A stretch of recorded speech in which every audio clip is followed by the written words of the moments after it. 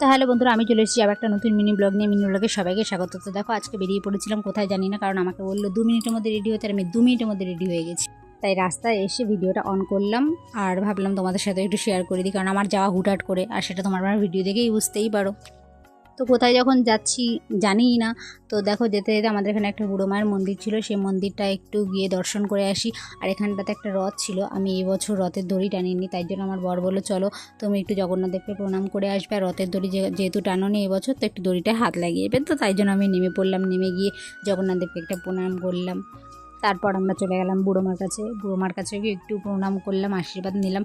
আর বুড়ো মায়ের ফটো বা ভিডিও আমরা করতে পারিনি, যেহেতু করার নিয়ম নেই, তাই আমরা ওখান থেকে বেরিয়ে পড়লাম আবার ঘুরতে।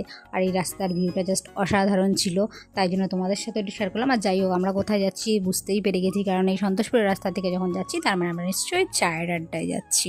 আর চায়ের আড্ডায় কে কে এসেছো তারা একটু কমেন্ট করে জানিও।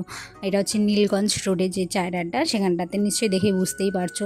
আমার খুব ভালো লাগে এই জায়গাটা, তাই জন্য আমাকে নিয়ে এসে, আর আমি অনেকদিন ধরে বলছিলাম, কিন্তু যে আজকে হট করে নিয়ে আসবে সেটা আমি বুঝতে পারিনি। তো যাই হোক, দেখো ভেতরটা এখন লোকজন কম আছে, আর এখানটাতে মানে কাদা কাদা হয়ে আছে, যেহেতু বৃষ্টি হয়েছে, তাই দেখো পুরো ফাঁকা রয়েছে কিছু মানুষ, তারপরেও মানে ফাঁকা। যাই হোক, চলো আমি এখন চলে গেলাম। তো আমি দোলনা চড়তে চলে গেছিলাম, আর দোলনা চড়তে যেতে ওখানে দুটো বাচ্চা এসেছিলো, তাই নেমে যেতে হয়েছিল। কিন্তু আমার দোলনা চড়তে খুবই ভালো লাগে, আর দোলনা দেখলে আমি স্থির থাকতে পারি না, তাই জন্য আমি দোলনা চড়তে চলে গেছিলাম। তো যাই হোক, তারপর এখানটাতে গিয়ে বসে পড়লাম, আর বললাম কখন আসবে খাবার, বলছে তারাও বলে এসেছি। আমি বলছি তাহলে যতক্ষণে আসে ততক্ষণ একটু ফটো আর রিলস বানিয়ে নিয়ে, বলছে ঠিক আছে।